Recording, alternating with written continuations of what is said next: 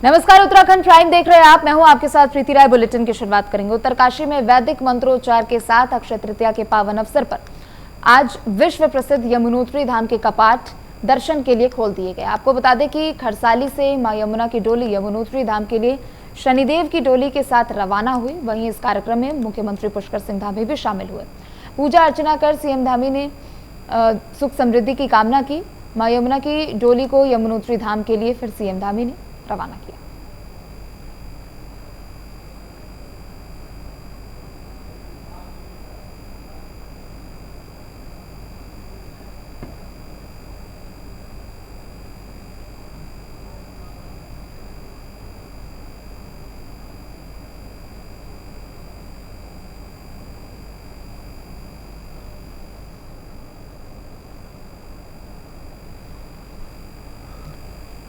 तो आज अक्षय तृतीया के अवसर पर यमुनोत्री और गंगोत्री के कपाट खोल दिए गए हैं। आपको बता दें, ग्रीष्मकालीन के लिए यमुनोत्री और गंगोत्री के कपाट खोल दिए गए हैं।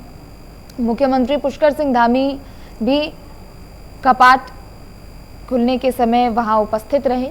सीएम धामी ने भी यमुनोत्री और गंगोत्री माता की पूजा अर्चना की और साथ ही प्रदेश के साथ साथ देश के लिए भी सुख समृद्धि की उन्होंने कामना की।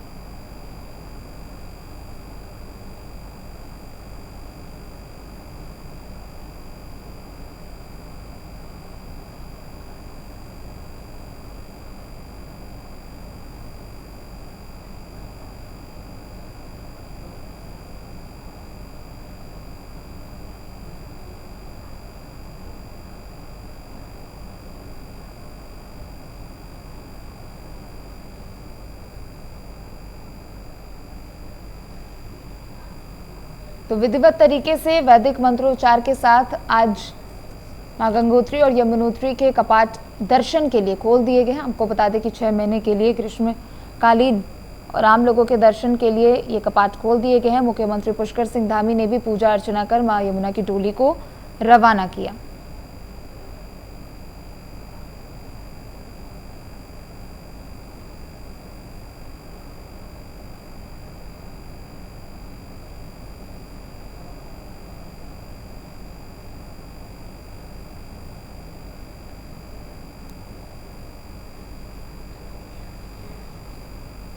ज्यादा जानकारी के लिए उपेंद्र हमारे साथ जुड़ चुके हैं। उपेंद्र, देखिए, आज वैदिक मंत्रोच्चार के साथ यमुनोत्री और गंगोत्री धाम के कपाट आम लोगों के लिए खोले गए हैं। जी प्रीति, मैं आपको बता दूं कि आज अक्षय पर्व के शुभ अवसर पर मां यमुना के कपाट श्रद्धालुओं के लिए खोल दिए गए हैं और मां यमुना की, जिसमें आज उत्तराखंड के मुख्यमंत्री माननीय पुष्कर सिंह धामी जी पधारे थे और माननीय मुख्यमंत्री जी ने पूजा अर्चना के साथ मां यमुना की डोली यमुनोत्री के लिए रवाना करी। बिल्कुल, चूंकि देखिए मुख्यमंत्री पुष्कर सिंह धामी भी नजर आए। प्रदेश के लिए, देश के लिए सुख समृद्धि की उन्होंने कामना की है। उपेंद्र, इस बार चारधाम यात्रा की शुरुआत चूंकि देखिए 22 अप्रैल से हो रही है, सबसे पहले गंगोत्री यमुनोत्री के कपाट खुले हैं। क्या विशेष सुविधा यहाँ पर रहेगी ताकि श्रद्धालुओं को कोई परेशानी ना हो? जी पिंडे, मैं आपको बता दूं कि शासन और प्रशासन की जो सबसे बड़ी इस समय जो परेशानी होगी, जो इस समय सीमित संख्या की जो खत्म हुई है, उसमें काफी लोग जो यात्रा पे आ रहे हैं, काफी भीड़ दिखाई दे रही है और शासन प्रशासन के लिए सबसे बड़ी चुनौती जो होगी वो यही होगी कि किस तरह से ट्रैफिक और लोगों को सुरक्षित यहाँ पे मां गंगा के यमुना के दर्शन कराए जाए। ठीक है, बहुत बहुत शुक्रिया उपेंद्र आपका जानकारी देने के लिए। तो वैदिक मंत्रोच्चारण के साथ मां यमुनोत्री और गंगोत्री के कपाट आज श्रद्धालुओं के लिए दर्शन के लिए खोल दिए गए हैं। मुख्यमंत्री पुष्कर सिंह धामी ने भी पूजा अर्चना की, सुख समृद्धि की उन्होंने कामना की। तो आज से चारधाम यात्रा की शुरुआत हो चुकी है। आज यानी पहले दिन यमुनोत्री गंगोत्री के कपाट खोले गए हैं।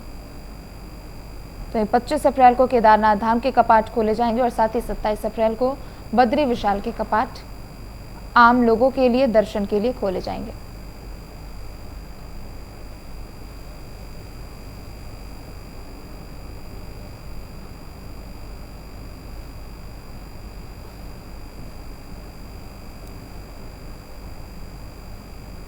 चारधाम यात्रा का आगाज आज से हो चुका है। प्रदेश सरकार ने चारधाम यात्रा को सुगम और सुरक्षित बनाने के लिए हर संभव प्रयास किए हैं। इस बार तीर्थयात्रियों को यात्रा मार्ग पर बेहतरीन स्वास्थ्य सेवाएं मिलेंगी। सीएम पुष्कर सिंह धामी और स्वास्थ्य मंत्री डॉक्टर धन सिंह रावत के निर्देश पर स्वास्थ्य सचिव ने केदारनाथ धाम तक की पैदल यात्रा कर स्वास्थ्य इकाइयों का निरीक्षण किया। इस दौरान स्वास्थ्य सचिव ने कहा कि यात्रा के लिए गाइडलाइंस जारी कर दी गई है। 104 के जरिए बीमारी से ग्रसित श्रद्धालुओं की निगरानी की जाएगी। यात्रा मार्ग की थोड़ी थोड़ी दूरी पर मेडिकल रिलीफ पोस्ट बनाई गई है। साथ ही 130 डॉक्टरों की भी तैनाती की गई है।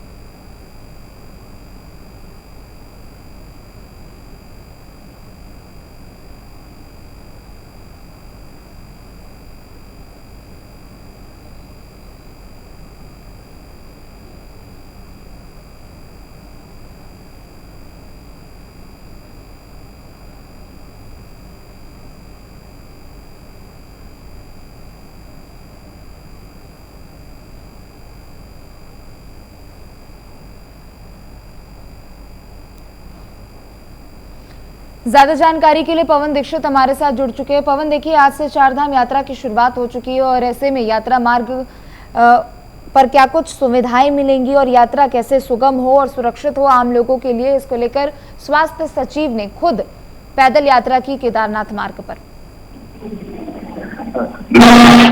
लगातार मुख्यमंत्री पुष्कर सिंह धामी भी चारधाम यात्रा व्यवस्थित हो और सुगम हो, यात्रियों को किसी प्रकार की परेशानी न हो, इन सब चीजों की लगातार मॉनिटरिंग की जा रही थी। अधिकारियों को तमाम बार चारधाम जो रूट है उसका निरीक्षण करने के लिए भेजा गया। वहीं चारों धामों में विजिट की गई है। आज जहां चारधाम की जो पवित्र यात्रा है उसकी शुरुआत हुई और उस आज की शुरुआत के दिन मुख्यमंत्री स्वयं यमुनोत्री धाम और गंगोत्री धाम में पहुंचे। वहां पर पूजा अर्चना कर आज इस पवित्र यात्रा की शुरुआत की गई मुख्यमंत्री के द्वारा। और इसके साथ ही जहां केदारनाथ के कपाट भी 26 तारीख को खुलने वाले हैं। 26 अप्रैल को केदारनाथ के कपाट खुलेंगे।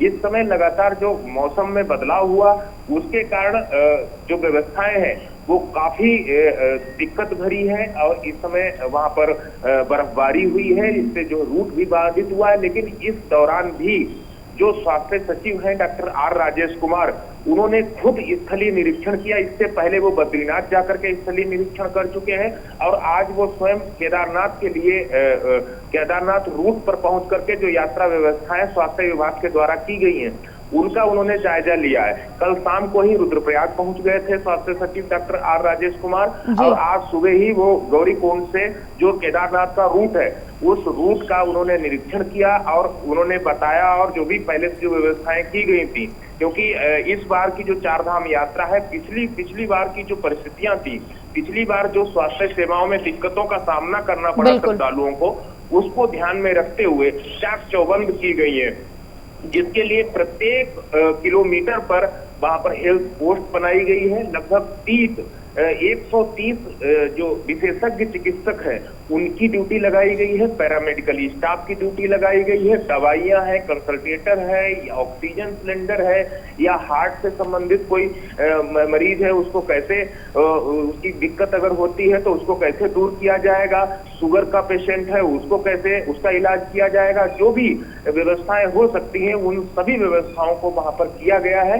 हेल्थ रिलीफ पोस्ट बनाए गए हैं प्रत्येक किलोमीटर पर, उनका भी आज उन्हें स्वास्थ्य सचिव ने निरीक्षण किया है और इसके साथ साथ अधिकारियों को, कर्मचारियों को, स्वास्थ्य विभाग के जो चिकित्सक हैं या पैरामेडिकल स्टाफ हैं उनका मनोबल भी बढ़ाया और इसके साथ साथ उन सभी को निर्देशित भी किया गया है कि अपनी जो जिसकी जिम्मेदारी है उसका बखूबी निर्वहन किया जाए। जो भी श्रद्धालु देश और दुनिया से यहाँ पर पहुंच रहे, देश से, दुनिया से जो भी लोग पहुंच रहे हैं, अन्य राज्यों से पहुंच रहे हैं, अंतर्राज्यीय जो पहुंच रहे हैं, उन सभी को किसी प्रकार की स्वास्थ्य संबंधी दिक्कतों का सामना न करना पड़े।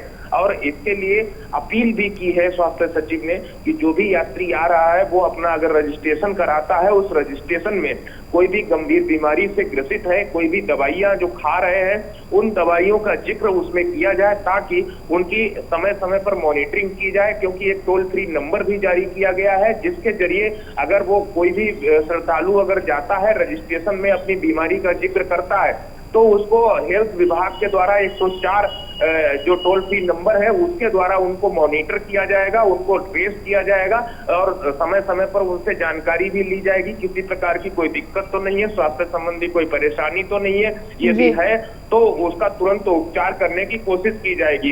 इसके साथ ही हेल्थ एटीएम भी लगाए गए हैं जगह जगह ताकि जो भी श्रद्धालु वहां पर पहुंचेंगे उसकी हेल्थ एटीएम से उसकी चेकिंग की जाएगी, उसकी परीक्षण किया जाएगा। इसके साथ ही एक एयर एम्बुलेंस की भी व्यवस्था की गई है जो कि 50% उसका जो व्यय आएगा वो राज्य सरकार पे उसका वहन करेगी और 50% जो व्यय है वो केंद्र सरकार के द्वारा किया जाएगा। ऐसी व्यवस्था भी की गई है और उसका केंद्र एम्स ऋषिकेश रहेगा। एम्स ऋषिकेश से किसी भी प्रकार की कोई प्राकृतिक आपदा आती है या फिर किसी को कोई तबीयत ज्यादा खराब हो जाती है जिसका उपचार ऊपर नहीं हो सकता है, उसको तत्काल प्रभाव से एम्स ऋषिकेश लाया जाए। जी ठीक है पवन, बहुत बहुत शुक्रिया आपका जानकारी देने के लिए।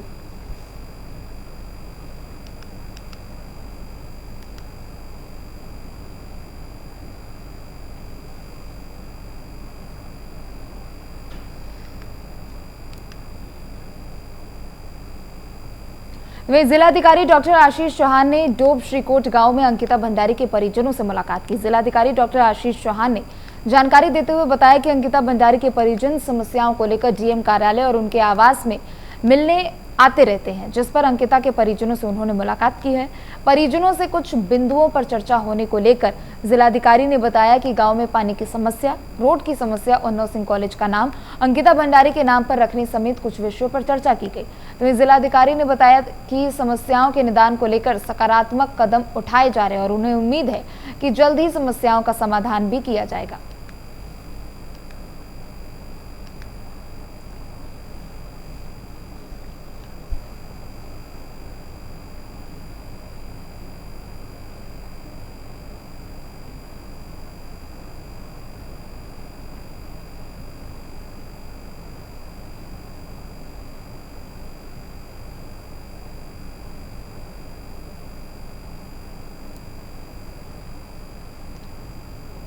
चारधाम यात्रा की शुरुआत आज से हो चुकी है। ऐसे में ऋषिकेश बद्रीनाथ हाईवे पर अक्सर जाम की स्थिति बनी रहती है। तो वहीं एसएसपी दिलीप सिंह कुंवर आज खुद ऋषिकेश का निरीक्षण करने के लिए पहुंचे। एसएसपी ने निरीक्षण के दौरान कहा कि चारधाम यात्रा के दृष्टिगत ऋषिकेश, रायवाला और मसूरी ये 3 क्षेत्र ऐसे हैं जहां पर ट्रैफिक का दबाव सबसे ज्यादा रहता है।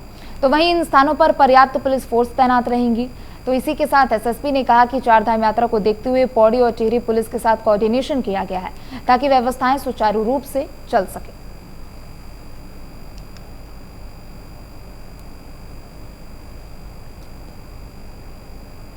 15वें वित्त आयोग का बजट खर्च न कर पाने वाली पंचायतों को विभागीय मंत्री सतपाल महाराज ने कड़ी फटकार लगाई है। उन्होंने ऐसे अधिकारियों और प्रतिनिधियों को कार्रवाई की चेतावनी दी है। आपको बता दें कि पंचायती राज निदेशालय देहरादून सभागार में आयोजित समीक्षा बैठक में महाराज ने 15वें वित्त आयोग का पैसा खर्च न होने पर चिंता व्यक्त करते हुए चिन्हित विकासखंड, जिला पंचायत और ग्राम पंचायत अधिकारियों को चेतावनी जारी की। उन्होंने कहा कि बार बार कहने के बावजूद भी पैसे खर्च नहीं कर रही तो पंचायतों के विरुद्ध दंडात्मक कार्रवाई की जाएगी।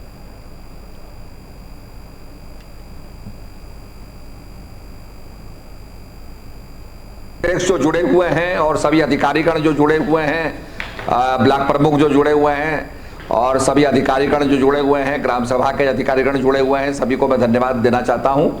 और आपने बड़े सौहार्दपूर्ण माहौल के अंदर जो है हमारी बातों को सुना और ये हमारे लिए बहुत ही इम्पोर्टेंट है, क्योंकि मैं दिल्ली में जब मंत्री जी के पास गया तो मंत्री जी ने कहा भाई हमें यूटिलाइजेशन सर्टिफिकेट भेजिए ताकि और पैसा उत्तराखंड को हम दे सकें।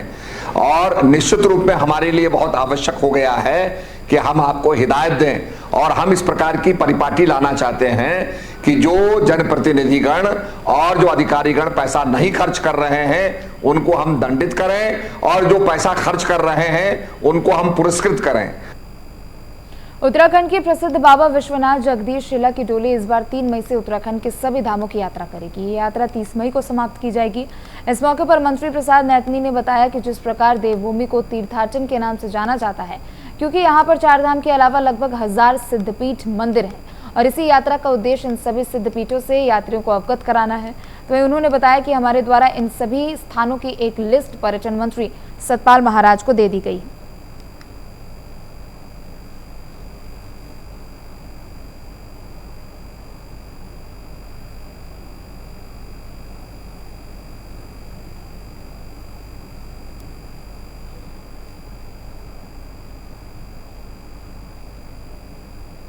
शहरी निकायों में अन्य पिछड़ा वर्ग के सर्वेक्षण को नगरपालिका के सभागार में जन सुनवाई हुई।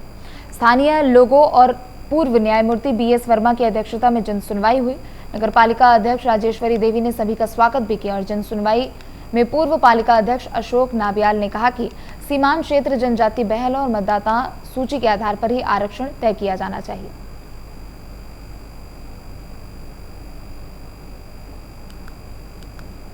हमको यहाँ सुझाव मिले और जानकारी प्राप्त हुई, उसके आधार पे हम अपनी रिपोर्ट में उसको संकलित करेंगे और राज्य सरकार को रिपोर्ट प्रस्तुत करते समय उसका ध्यान रखा जाएगा।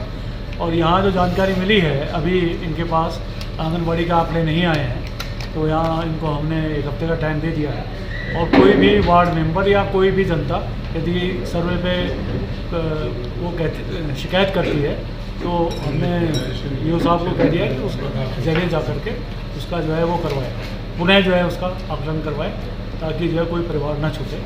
और अनुभवजन्य आंकड़ों के आधार पर जो आज जन सुनवाई जो रखी गई है, वो जो हमारे जो प्रशासन के द्वारा और नगरपालिका के माध्यम से जो सर्वे किया गया है, वो सर्वे जो सही हुआ या गलत हुआ उसके लिए जन सुनवाई का कार्यक्रम रखा हुआ है। जो माननीय उच्चतम न्यायालय के जजमेंट के आधार पर जो राज्य सरकार ने समर्पित आयोग का गठन किया है, इसमें राजनीतिक विषय बन के आकलन किया जा रहा है।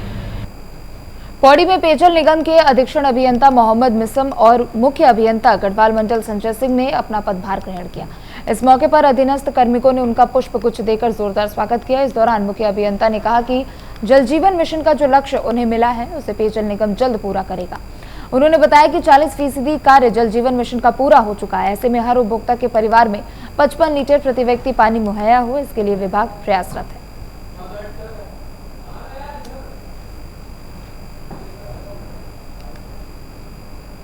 रहेगा जो हमारे जल जीवन मिशन के काम चल रहे हैं रनिंग में है, केस के वो तेजी से कंप्लीट हो, गुणवत्तापूर्वक कंप्लीट हो, और इसी को हम लोग लेकर के मोटो लेकर के ऊपर आगे बढ़ेंगे। और कोशिश ये है कि हम लोग दिसंबर, और बड़ी स्कीम है वो मार्च 24 तक, अदरवाइज दिसंबर 2023 तक हम पूरी करने की कोशिश करेंगे।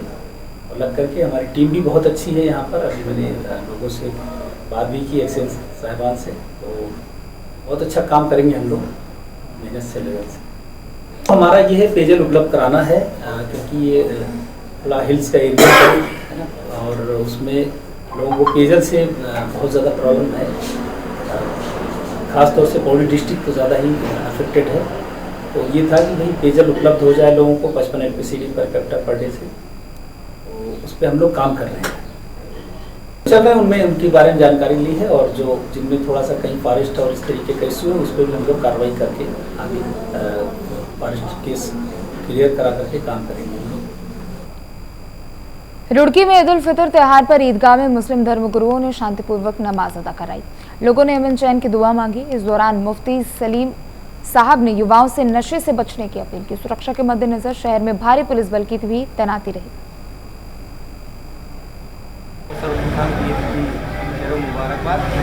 ईद की नमाज सबसे संपन्न हुई, चारों तरफ बेहतर रही, और जो तैनात किया गया था पुलिस बल, उसने वैकल्पिक मार्गों पर व्यवस्था बेहतर बनाए रखी और यहाँ पर सब लोगों की नमाज संपन्न कराई।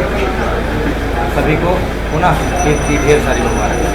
जिस तरह से SPO बहुत सफल रहा, और सबके सहयोग से ही कोई व्यवस्था सफल होती है।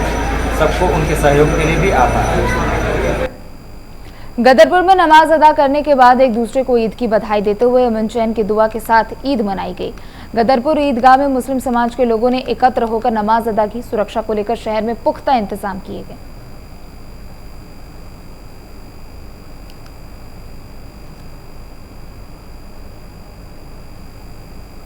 आप सब क्षेत्रवासियों को ईद उल फित्र की बधाई हो। और हम सब लोग दुआ मांग के आए हैं कि हमारे देश हिंदुस्तान में अमन और चैन बना रहे, सब भाईचारे में अपनी ज़िंदगी बिताते रहें। और ये हमारा त्यौहार सबको एक साथ चलने का है और एक साथ चलते रहेंगे। डोईवाला ब्लॉक की ग्राम पंचायत प्रतीत नगर में ग्राम पंचायत के ग्राम प्रधान अनिल पर गांव के सामाजिक कार्यकर्ता इलम सिंह राणा ने अभद्र व्यवहार करने का आरोप लगाया है। कोर्ट के माध्यम से रायवाला थाने में मुकदमा दर्ज कराया गया। आपको बता दें कि 23 नवंबर 2022 को मोबाइल चोरी की घटना हुई थी, लेकिन प्रधान ने प्रतिष्ठा का सवाल बनाया तो मामला और ज्यादा बढ़ गया।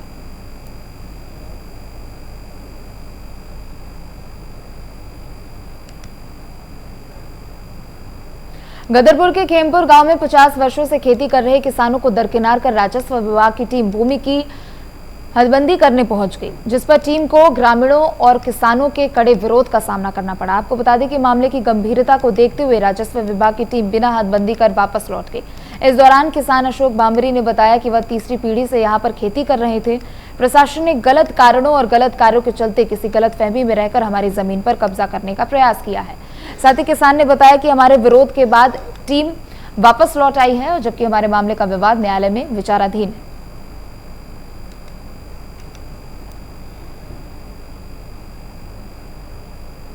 डोईवाला में उत्तराखंड किसान एकता मंच ने सम्मान समारोह का आयोजन किया, जिसमें डोईवाला शुगर मिल के ईडी किसान सामाजिक कार्यकर्ता के सम्मान में कार्यक्रम का आयोजन किया गया है। वहीं इस कार्यक्रम में मुख्य अतिथि के रूप में शुगर मिल के ईडी दिनेश प्रताप सिंह मौजूद रहे। साथ ही तमाम कार्यकर्ता और किसान कार्यक्रम में शामिल हुए।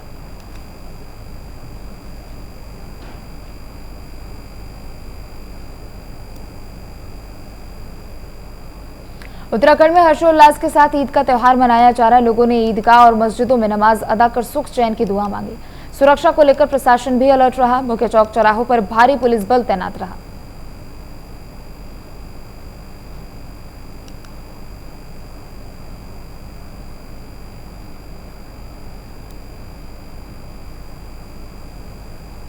डोईवाला में उप जिलाधिकारी की अध्यक्षता में लोक सुनवाई का आयोजन किया गया, जिसमें ग्रामीणों के साथ तमाम अधिकारियों ने संवाद किया और ग्रामीणों की समस्याएं जानी।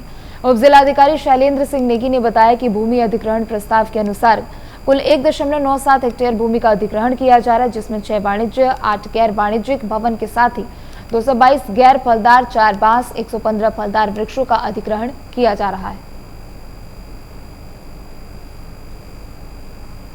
और जॉली ग्रांट का विस्तारीकरण होना है, तो उसमें जो भूमि अधिग्रहण का प्रस्ताव है उसमें 1.97 हेक्टेयर के लगभग है और उसमें जो भूमि अधिग्रहण की कार्रवाई है वो चल रही है।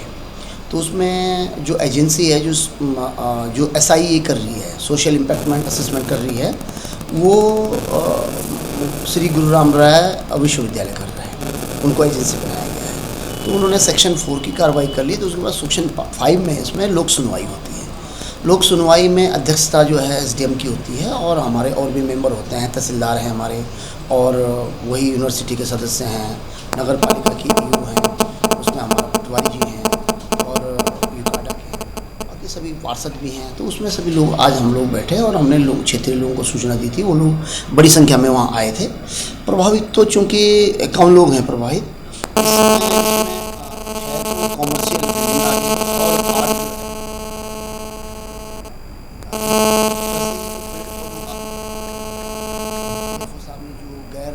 फलदार के है उसमें, और जो फलदार का किया है हमने, तो वो हमने वो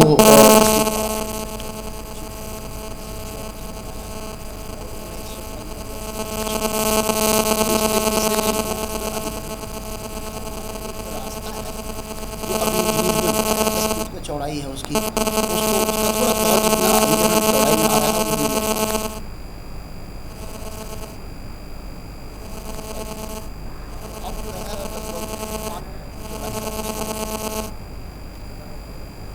देहरादून में विक्रम संचालक खुलेआम परमिट की शर्तों का उल्लंघन कर रहे हैं। इतना ही नहीं, विभिन्न चौक चौराहों पर विक्रम संचालक पूछकर सवारियां बैठा रहे हैं, जिसमें अन्य लोगों को परेशानी भी हो रही है। तो वहीं इस कई स्थानों पर यातायात इससे बाधित हो रही है। शहर की यातायात व्यवस्था को सुधारने के लिए परिवहन विभाग और यातायात पुलिस ने बड़ा कदम उठाया है।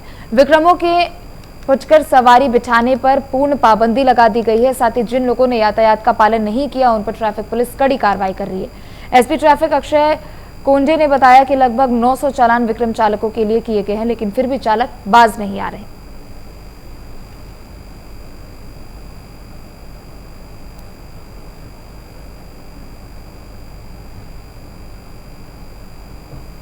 फिलहाल उत्तराखंड प्राइम में सिर्फ इतना ही। आप देखते रहे प्राइम न्यूज।